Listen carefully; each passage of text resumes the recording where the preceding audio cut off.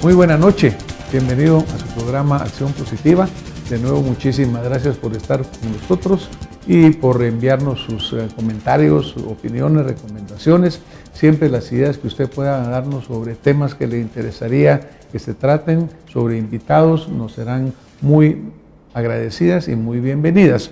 Hoy vamos a hablar de un tema que es sumamente importante porque yo creo que prácticamente no hay un guatemalteco que no tenga en Estados Unidos o en otro lugar como migrante a un amigo, a un pariente, a un conocido, a una persona que estima. O sea que el tema migratorio está relacionado directamente con todos y cada uno de los guatemaltecos. Por otro lado, pues ese enorme apoyo que esos guatemaltecos en el exterior dan a su patria a través de su apoyo con las remesas es verdaderamente importante.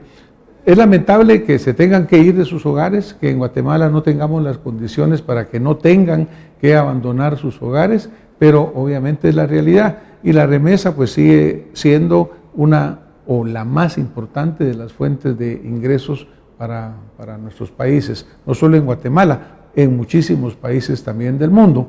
Pero considerando que el señor presidente Donald Trump el 20 de enero ha tomado posesión, que dentro de sus ofertas de campaña el tema migratorio fue de los más importantes, si no el más importante, pues es muy bueno que nosotros nos sentemos aquí a hablar sobre lo que puede venir y lo que puede suceder. Y qué mejor que hacerlo con una persona experta en el tema, que se ha desarrollado muy profesionalmente en el análisis y en acciones tendientes a apoyar a nuestros guatemaltecos en el exterior. Me refiero al invitado de esta noche, el señor diputado Paul Brier, a quien le doy la bienvenida. Señor diputado, bienvenido a su programa Acción Positiva, porque ya hemos tenido el gusto de tenerlo por acá con nosotros. Qué gusto seguir compartiendo con usted este gran programa.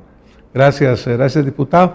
Pues yo me permitía mencionar el hecho de que usted durante su participación en el Congreso ha enfocado mucho, estuvo presidiendo la comisión correspondiente a las migraciones por 4 años. Es decir, se involucró en el tema. Yo sé que usted estuvo teniendo una participación activa tanto en Guatemala como visitando a nuestros compatriotas en Estados Unidos, viendo sus condiciones, etcétera.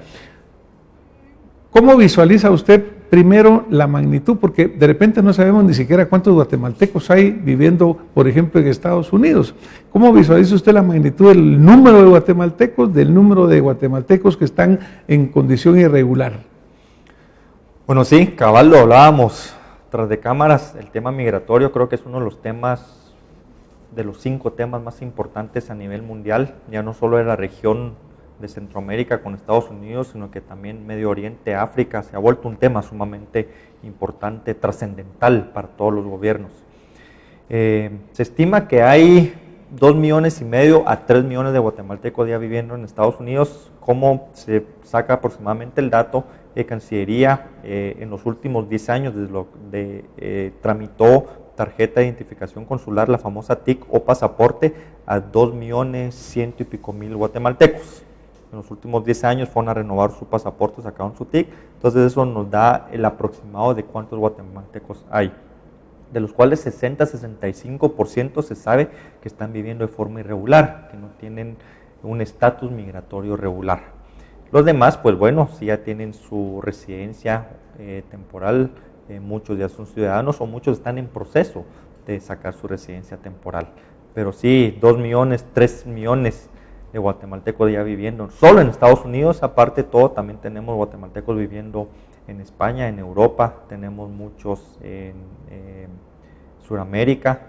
Entonces puede ser que con nacionales nuestros alrededor del mundo haya 3,5 millones de guatemaltecos posiblemente. Claro que el mayor número probablemente en Estados Unidos de Norteamérica, correcto, un poco en Canadá también, pero por la situación crítica que se está produciendo en este momento con la toma de posesión del señor Trump, que sacó a relucir el tema. Porque por otro lado, señor diputado, se menciona que el mismo presidente Obama, que hablaba mucho en favor del migrante, pero ha sido uno de los gobiernos que más han deportado guatemaltecos de Estados Unidos. Sí, lo que pasa es que Estados Unidos lo que sí tiene es que hace cumplir sus leyes. Entonces, de cierta forma, las personas que están ingresando a Estados Unidos de forma regular y fueron detenidos, pues obviamente son devueltos a su país.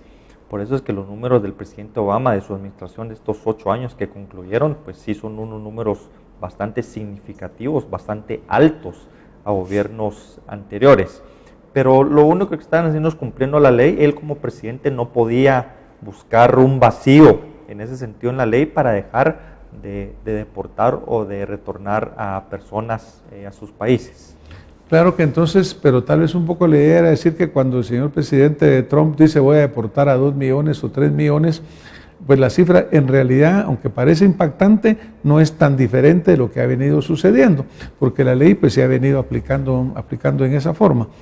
Ahora, no el ataque, pero sí el señalamiento al proceso o al problema migratorio, incluso la construcción del muro famoso que tanto se habla, sí es una de las promesas electorales clave del presidente Trump. Primero, ¿usted cree que las va a cumplir, que las va a aplicar? ¿Cómo tanto las impulsó? Bueno, como ha venido él desarrollándose en estos días ya como presidente, hemos visto que todo lo que ofreció en su campaña lo está cumpliendo. Entonces, definitivamente la construcción del muro creo que sí va a ir. Y más que todo el temor, los guatemaltecos y la gente son, si quieren entrar a Estados Unidos lo van a hacer, acomodar lugar. Pero el temor es el tema del gravamen o del impuesto a la remesa. Eso creo que sí es un poco más el temor. El que quiere entrar a Estados Unidos va a entrar, acomodar lugar. Claro. Bueno, yo creo que, por ejemplo, en estos días va a tener o tuvo el presidente Trump una reunión con Peña Nieto, presidente de México, que pues México ha aparecido también como la piñata principal de Trump, porque dentro del Tratado de Libre Comercio de Norteamérica, el NAFTA, ahí está Canadá, está Estados Unidos y México, pero el que ha sido señalado ha sido México. Y tienen un negocio increíble en la frontera. Se hablaba de que más de 1,000 millones diarios pasan en esas fronteras, ¿no? Si él verdaderamente llegara a cumplir esto, va a ser un daño muy grande a la economía mexicana y la cascada hacia nosotros. ¿Cómo le preocupa esa situación? Bueno, si Estados Unidos cierra el mercado de productos mexicanos, México va a tener que voltear a ver a su otro lado, en este caso hacia el sur.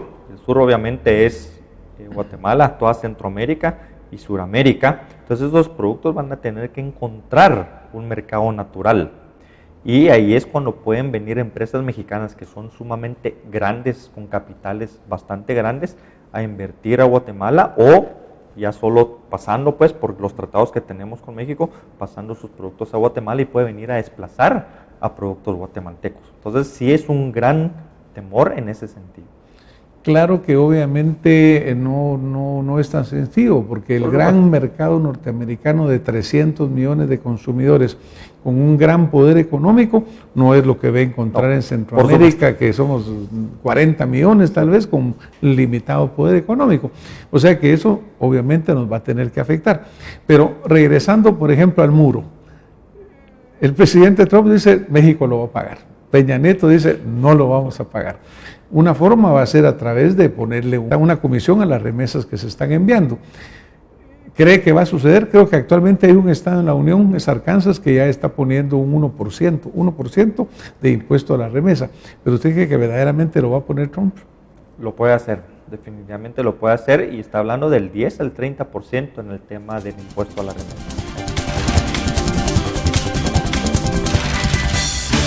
El cole, lonchera, la ref, el recreo, el picnic, el parque, la cena, ensalada, los panes, los cuates, las mixtas están listas, amigos y el gol, el hot dog.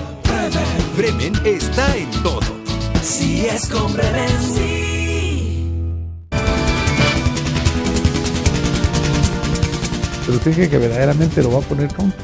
Lo puede hacer, definitivamente lo puede hacer, y está hablando del 10 al 30% en el tema del impuesto a la remesa. De que lo puede hacer, lo puede hacer. No perdamos en cuenta que también tiene el Senado de su favor, que es mayormente republicano, y que tiene el Congreso a su favor, que es mayormente republicano también. O sea que sí es una espadita de Damocles muy real colgando sobre la cabeza de ellos, porque ahí sí estaría golpeando el bolsillo, pues el bolsillo del migrante, el bolsillo del que la recibe acá. Y ahí más que pagaría definitivamente el muro y si lo quiere extender hacia el Pacífico o al Atlántico le sobraría dinero. Y eso sí estaría causando un verdadero problema y sería real. Ese es un problema real. Ahora, usted pues durante todo su tiempo que estuvo en la comisión viajó mucho a Estados Unidos y seguramente habló con mucho migrante. El momento ha cambiado porque en algún tiempo anterior no se pensaba que Trump iba a ganar, se pensaba que lo más seguro era que Hillary ganaba, entonces no había mucha intranquilidad. En aquel momento, ¿cuál era el sentir del migrante guatemalteco? ¿Cómo se sentía cuando no existía el peligro Trump, digamos? Bueno, sí, tuve oportunidad de hacer muchos viajes. Hay un tema que quiero recalcar. Nuestra migración, sea de 18 a 35 años, son los guatemaltecos más emprendedores y más trabajadores. Entonces, claro, tuve oportunidad de conocer a guatemaltecos y podría decir que de los que conocí, ninguno dejaba de hacer algo, más de alguien trabajaba en alguna situación, en algo, como sea, posiblemente unos tenían 2 trabajos o hasta 3 trabajos, como platicábamos anteriormente, pero salen adelante. Estas personas, por supuesto que también hay algunos que no hacían absolutamente nada, pero ese es el tema, las oportunidades. Muchos están agradecidos con Estados Unidos porque les dieron esas oportunidades. Y en el momento de que el presidente Trump es electo, el 8 de noviembre, que tenemos ya resultados oficiales el 9 de noviembre, pues cambia un poquito la percepción. Cambia la percepción de la gente y se vuelve como un temor. Decir, bueno, ¿qué pasa si me mandan de regreso a mi país, en este caso Guatemala? ¿Qué pasa si mandan a mi esposa o a mis hijos? Porque yo sí estoy viviendo de cierta forma regular. ¿Qué pasa? Yo ahorita pensaba traerme el otro año a mi esposa para que ella compartiera mi vida otra vez conmigo, a mis hijos. Entonces empieza ese temor a partir del 9 de noviembre y se incrementó ahorita a partir del 20 de enero cuando ya el presidente Trump pues ya está sentado en la silla de presidente. Entonces yo también quisiera aprovechar para mandarles no un mensaje de tranquilidad, sino que ahorita de momento de cautela, miremos las próximas semanas qué va pasando con las decisiones de él, porque el cambio no puede ser tan drástico. Acciones ejecutivas sí, como dejar sin efecto el DACA y el DAPA, sí puede ser con una firma, como lo ha hecho en ciertas ocasiones, pero cambiar el sistema migratorio por completo sí tiene que ser vía una ley, pasar por el Congreso y después ratificado por el Senado. Y yo creo que al final del día lo que nos aliviaría mucho en el tema migratorio es la famosa reforma inmigratoria. Claro. Ahora, pues también hay el caso de niños o jóvenes que son nacidos en Norteamérica, ciudadanos norteamericanos, pero los papás no son. Y se han venido ya produciendo cuadros en los cuales se ha pretendido e incluso se ha logrado que los hijos se queden y los papás tengan que regresar, lo cual ha sido una verdadera tragedia familiar, ¿no? Sí. O sea que son muchos casos que hay que analizar. Ahora, caso de los niños que viajaron para allá, hemos sabido que en los últimos años ha ido incrementando el niño que viaja sin sus padres y que allá lo recibe parte de la familia. Hablaban de 19,000 más o menos el año pasado. Y entiendo que es porque se creó un agujero legal en el cual se decía que estos niños podían quedarse en la custodia de algún pariente y que la ley no los podía sacar afuera. Es decir, el hecho que usted señala que hay leyes que el gobierno norteamericano también tiene que cumplir. En el 2008, Estados Unidos pasa una ley precisamente en el tema de niños, que ningún niño o menor de edad, en este caso, puede ser devuelto a su país si no es a través del debido proceso, escuchado por un juez migratorio de la niñez. ¿Qué fue lo que pasó en el 2014? Porque fue el desborde de niños en los albergues. Habían 275 jueces migratorios en el 2014 para atender. Entonces, cuando los famosos coyotes ven ese mercado que está ahí para llevar a los niños a sus padres y empiezan a cobrar los $8,000, $10,000, los famosos $8,000, $10,000 para llevarse a los niños con sus padres. ¿Qué padre no quiere estar con su hijo? Definitivamente. Claro. Entonces existe ese éxodo, esa salida de niños de menores de edad hacia Estados Unidos y se desbordan los albergues y por consiguiente también los jueces no se dan abasto para estar sacando todos los casos. Todo lo que viene y hace Estados Unidos empieza a buscar salvoconductos, en este caso entregárselos a un familiar entregárselos a familias de cuidado temporal, por decirlo así, en lo que sigue un poco su proceso. Por ejemplo, recientemente miraba en una cadena noticiosa un grupo de inmigrantes bastante grandes en un área de Los Ángeles, no me recuerdo si era en Los Ángeles o San Francisco, en una protesta. Y el líder que hablaba decía, mire, no le va a ser fácil a Trump pasar encima de nosotros, porque tenemos derechos. Pero lo que yo noté es una organización. Esta gente estaba hablando organizada. Esa organización, que aparentemente era de un grupo mexicano, existe en la comunidad guatemalteca. La comunidad guatemalteca está organizada, tenemos muchas asociaciones y organizaciones en Estados Unidos, pero también existe mucho recelo entre ellas mismas. Entonces muchas veces no permite que unos hablen con los otros para ponerse de acuerdo. La comunidad mexicana está sumamente organizada, la comunidad salvadoreña está sumamente organizada y eso les permite también poder tener esa fuerza todos en conjunto. Bueno, de hecho México es obviamente la mayor nacionalidad de inmigrantes que viven en Estados Unidos, eso les permite también tener esa fuerza como comunidad. O sea que una recomendación muy importante para los migrantes guatemaltecos y sus organizaciones sería trabajar más en conjunto. Correcto. Para poder tener una mayor capacidad de negociación, una mayor capacidad incluso de financiar ese proceso legal de defensa, porque todo esto tiene costos. En diciembre se firmó el convenio TRICAMEX, creo que se llama TRICAMEX, que es El Salvador, Honduras y Guatemala junto con México para poder utilizar los consulados de los 4 países para las 4 nacionalidades. ¿Y eso sí se está logrando? Se está logrando. Sí, yo tengo mucha comunicación con el canciller, de hecho está haciendo una gran y buena labor y ese convenio se firmó. Poco a poco los consulados, el de México va a poder atender ciertos temas de guatemaltecos, el de Honduras va a poder atender guatemaltecos, el consulado de Guatemala va a poder atender a salvadoreños, por decirlo así, y poco a poco se están, de cierta forma, no fusionando, pero de cierta forma poder atender a los 4 países. Bueno, yo creo que eso es excelente, pues, porque le estamos ahí sí que cuadriplicando las posibilidades de tener un apoyo. Pero igual sigue siendo un apoyo caro, sigue siendo un apoyo que requiere pues asesoría de abogados. Los abogados sabemos que son expertos en migración, caros probablemente, y mucho migrante no lo va a poder pagar.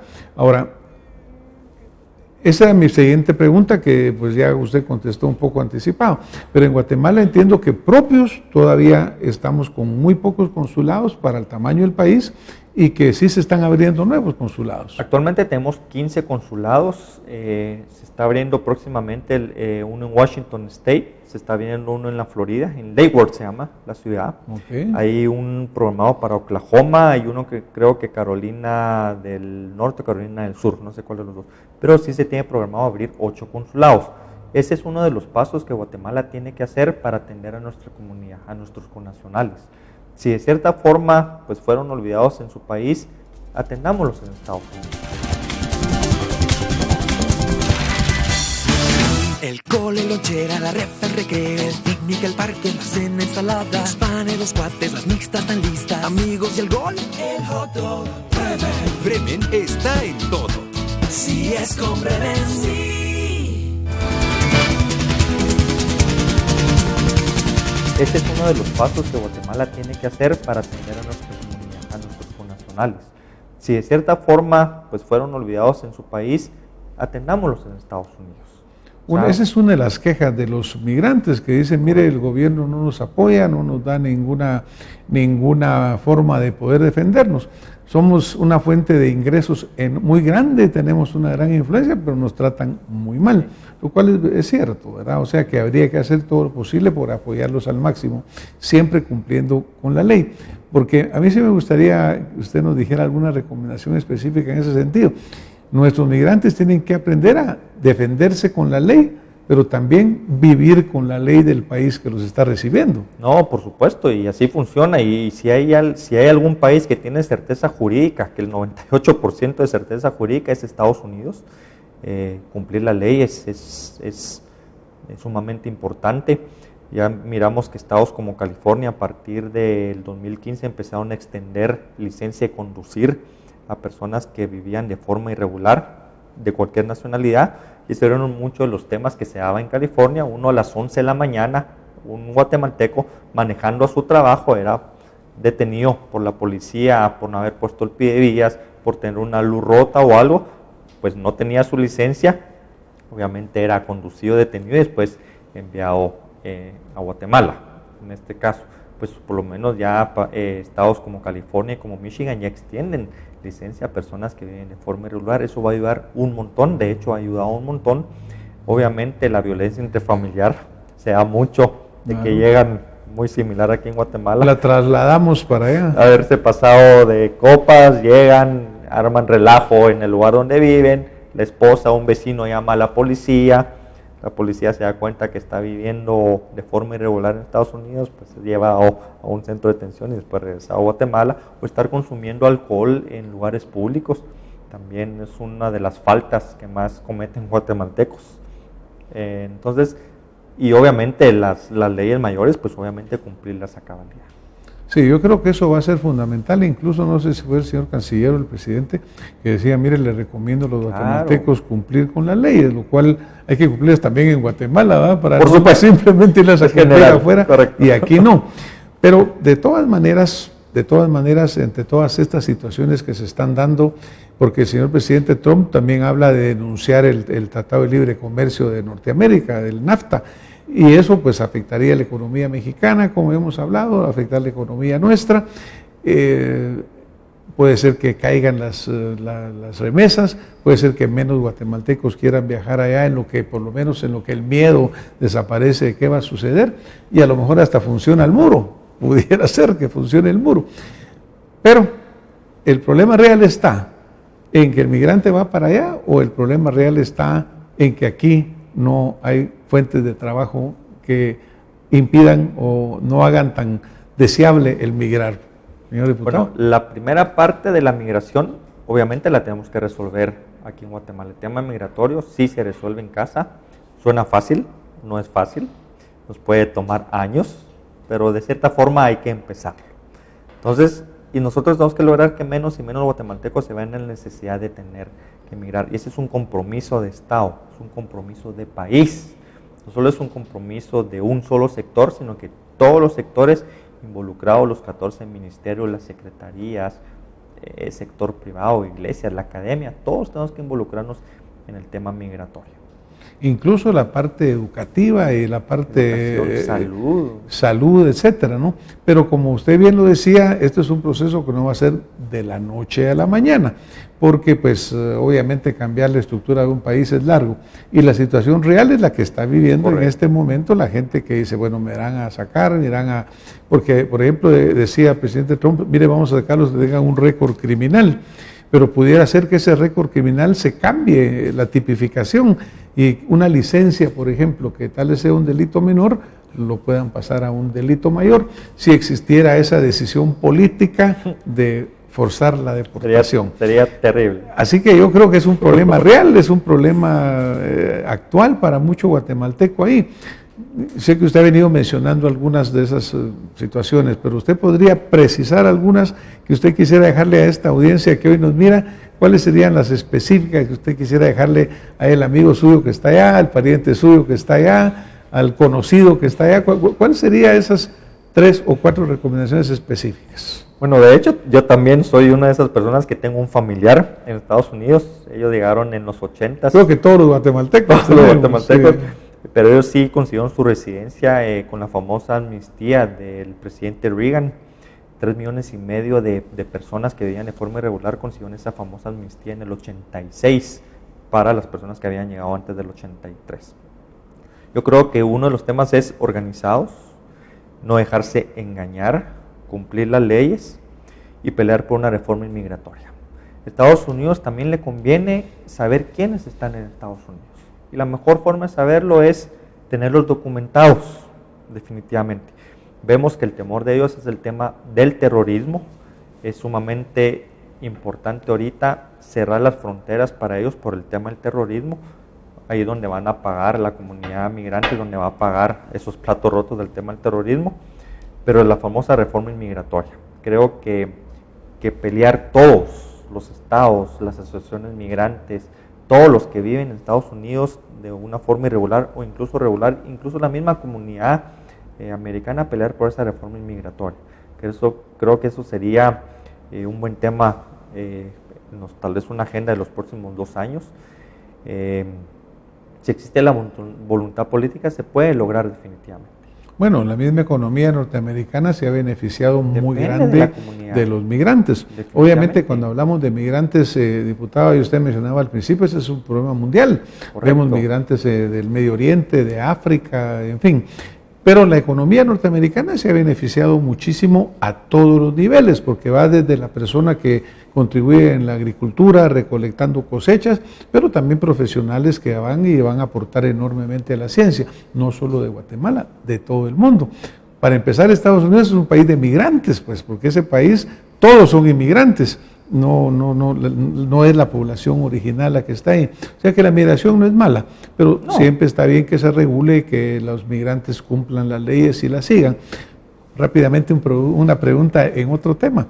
Hemos hablado con la gente que ve este programa, pues hemos comentado que usted iba a venir y mucha gente nos ha señalado a usted como un diputado que tiene una buena carrera, que se ha visto que se ha comprometida con el tema de los migrantes, que se ha sentido que lo está haciendo bien.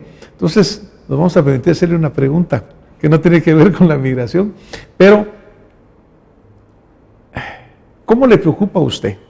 ¿Y cómo resolvería ese asunto de que la población vemos tan mal al Congreso y que la imagen del Congreso cada día va para peor? Y cuando se sigue una escala dice, mire, la institución que los guatemaltecos menos quieren es al Congreso. Cuénteme, ¿cómo la mira usted? Compromiso. Yo creo que cabal usted lo dijo, yo creo que resumiría ese tema en compromiso. Nosotros, antes que nada, los 158 diputados, me incluyo, tenemos que entender que somos servidores públicos y que fuimos electos por un periodo para servirle a nuestra gente, a la población. Y eso nos conlleva compromiso. Y ese compromiso puede cambiar también la actitud de nosotros y de todo el Congreso. Porque en el programa anterior que tuvimos acá con el diputado, en su momento ya no diputado, Aníbal García, pues le preguntaba y le decía, mire, ¿será que el agua que toman los señores diputados o serán los ladrillos del Congreso? Pero ¿qué será que se caiga en estas medidas tan absurdas como de repente meter 16 comisiones extraordinarias, cuando lo que el guatemalteco quiere es que el Congreso ahorre, haga un mejor trabajo y no estos que son vistos como excesos?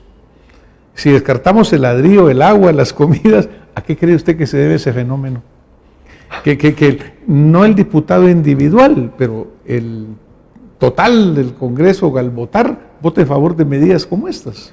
Bueno, no, sí, es sumamente difícil. Yo incluso hay cosas que tampoco comparto. He votado muchas cosas en contra. Y lo que me da es ese mismo compromiso, como me comprometí los 4 años en el tema migratorio, pues obviamente entender eso. Creo que entender esa dinámica para nosotros, creo que de momento es lo más importante, ese compromiso que nosotros podamos tener con nuestra gente, con nuestro país y con la población. Y esa interpretación del diputado en lo individual, que lo que es un representante del pueblo, a quien que el pueblo le ha delegado esa representación. Y por un periodo de tiempo, pueden ser 4 años, 8 años. Y yo entiendo muchas veces que muchos señores diputados se les olvida eso y creen que son ellos, ¿verdad? Cuando ellos realmente son delegados del poder del pueblo, que les está exigiendo un buen trabajo. Señor diputado, muchísimas gracias por habernos enriquecido hoy en cuanto a la situación migratoria, en cuanto a esos buenos consejos para los compatriotas que están allá, los que están acá que se quieren ir, e incluso para los amigos, parientes que estamos acá preocupados por lo que suceda. Muchas gracias. No, gracias. Y a ustedes que nos han acompañado esta noche, pues muy agradecidos por haberlo hecho y nos vemos la próxima semana con más acción positiva. Muy buena noche. Muchas gracias.